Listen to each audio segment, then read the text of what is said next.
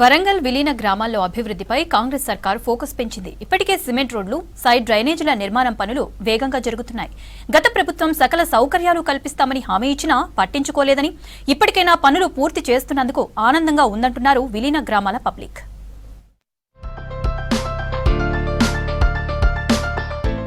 రాష్ట్రంలో హైదరాబాద్ తర్వాత రెండో అతిపెద్ద నగరం గ్రేటర్ వరంగల్.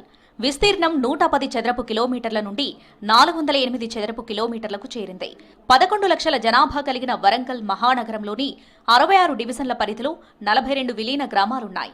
ఈ గ్రామాల్లో అభివృద్ధిని గత ప్రభుత్వం పట్టించుకోలేదు. హామీలిచ్చి విలీనమైతే చేశారు, కానీ తర్వాత పట్టించుకోలేదన్న విమర్శలున్నాయి.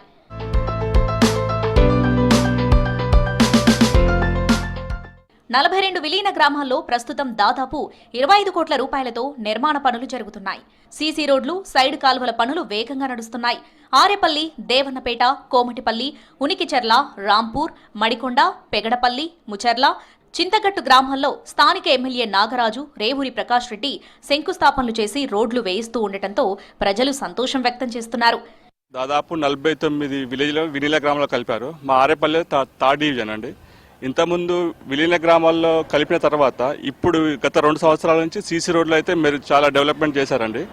ఒకటి మెయిన్గా ఆరేపల్లి వంగపాడ్ జంక్షన్ నుంచి ఇప్పుడు NH 160 వరకు ఒకటి సెంట్రల్ లైటింగ్ సిస్టమ్ ఏర్పాటు చేశారు. అది బాగానే ఉంది. మా డివిజన్లో ఉన్నటువంటి ఆరేపల్లి మా ఇంటి నుంచి మధ్యమల్లి ఇంటి వరకు కూడా సీసీ రోడ్ బాగానే పోశారు.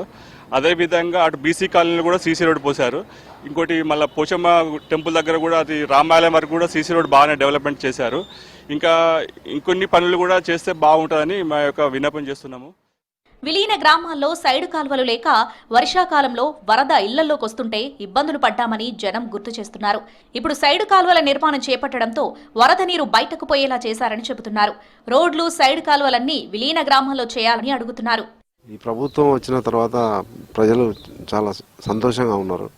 ఎందుకంటే సీసీ రోడ్లు కానీ, డ్రైనేజీలు కానీ, ఇతర ఏదైతే ప్రజలకి నిత్యం ఏది అవసరమైతే ఉంటుందో వాటిని త్వరగా సమర్పించుకుంటూ వాళ్ళు పనులు చేసుకుంటూ వస్తున్నారు.